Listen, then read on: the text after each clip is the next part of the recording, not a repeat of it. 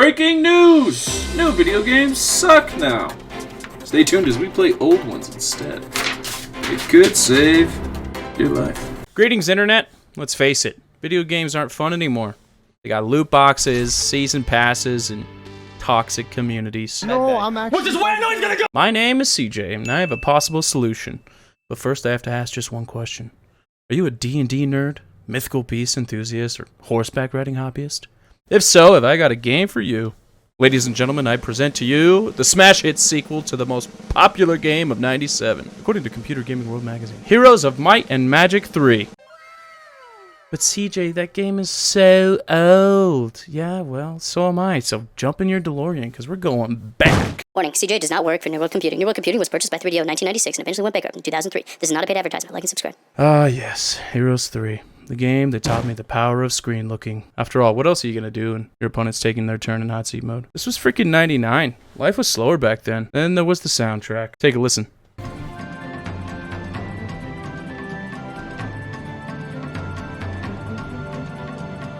That's not all that made this game great. After all, it didn't fall prey to the blights of modern video games.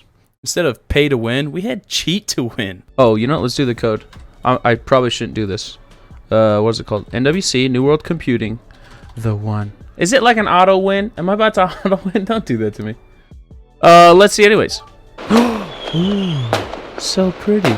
There were no microtransactions or loot boxes. Your characters came out looking as cool as they possibly could right away. And let's face it, with Jem being in charge, look at her freaking face. She's so confident. She's like, my army's fine. I don't care. And then our morale is not that great, so nobody's brave enough to tell her about it. And as far as I can tell, the community is pretty laid back. Most of them are Russian, and I can't understand a word they say, but I'm sure it's all in good fun. Stay! Don't you move! In Soviet Russia, we don't make mistakes. Mistakes make us.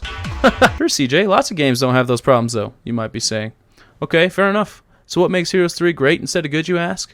Well, for starters, it features a complex magic system. Immune to ice. Vulnerable to fire. Noted. We don't have any fire spells. We don't have any spells. We should have bought a spell book. I see the error in my ways now. There's strategic, tactical combat. Gonna have to send in the naked Amazon ladies on the Pegasus.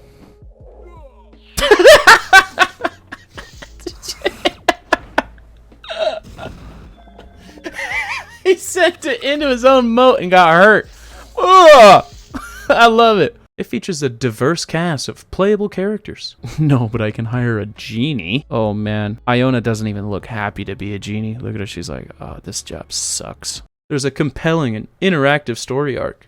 Where was these people's lord to defend them? Du, du, du.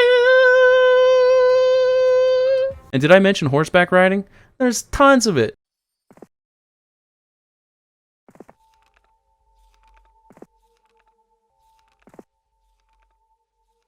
Even better, there are parts of modern games that Heroes does have, but they do it better. For instance, weekly progress caps in MMOs. Remember, your creature homes only pop out new dudes every week, so plan ahead. What is this, a stable? Keep centaurs in a stable? That seems wrong. The centaurs just showed up and they were like, yeah, you look like a horse. You gotta stay in the stables. The centaur's like, dude, I talk. He's like, man, I have a spear, dude.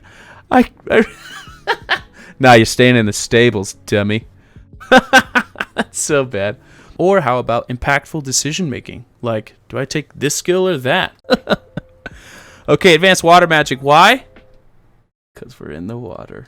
All in all, Heroes 3 is a classic game with lots of charm and fantastic gameplay. You know, I'm kind of beginning to see, like, the overall theme and art style of this game is just like Halloween costume. This is exactly what I would look like if I said I'm going to be an elf for Halloween. And this is exactly what I'd look like if I said I'd be a dwarf for Halloween. Part tactical strategy game, part relaxing board game, part game you want to play and then come back to 20 plus years later to see how it fares against modern gaming. Next time you feel like dropping some of your hard-earned cash on a new game, maybe try an old one instead. You found an ancient and weathered stone idol. Kissing it is supposed to bring luck or happiness. So you do. What else is there to do out here?